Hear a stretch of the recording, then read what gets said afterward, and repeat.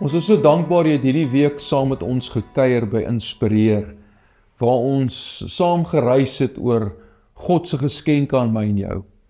En as jy 'n volgeling is van Jesus, dan leer die woord ons dat ek en jy is deel van die liggaam van Christus. En in hierdie liggaam het God ook geskenke kom gee vir sy liggaam, om die res van die liggaam te stig en te vertroos en te bemoedig.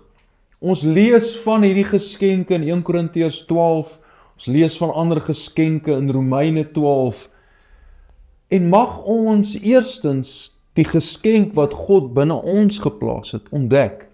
Miskien is dit profesie, miskien is dit 'n woord van wysheid, miskien is dit onderskeiding van geeste, miskien is dit bemoediging, miskien is dit leierskap, gasvryheid, wat dit ook al mag wees in jou lewe, mag jy die geskenk wat die Here jou gegee het, eerstens ontdek, en dan tweedens, want God gee ons nie daai geskenke vir onsself nie, God gee ons nie daai geskenke om spreekwoordelik 'n klop op die skouer te kry nie, God gee ons daai geskenke, sy geskenke, om sy liggaam mee te dien, en mag ons sy liggaam bedien met ons geskenke.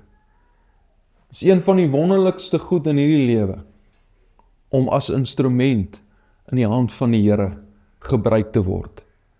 En elkeen van ons is kromstokke, maar die Here slaan 'n reguit hou met 'n kromstok. Al wat die Here vra is jy bereid? Is jy beskikbaar? Sal jy jou hand opsteek om te sê, Here, hier's ek, gebruik my. Mag jy die geskenk wat die Here jou gegee het, mag jy dit ontdek, mag jy dit ontwikkel, en mag jy dit aanwend tot stigting, tot bemoediging, en tot troos, tot opbou van sy liggaam hier op aarde. Kom ons bid saam. Hemel Vader, dankie vir die voorreg om hierdie week te kon saam reis rondom u geskenke aan ons.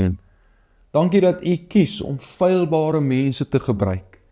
My gebed is meer as ooit, help ons om u mond, u ore, u oë, al ons sintuie tot u beskikking te stel, sodat die naam van die Here uiteindelik verheerlik sal word in en deur ons lewens.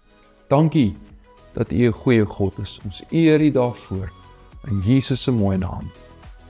Amen.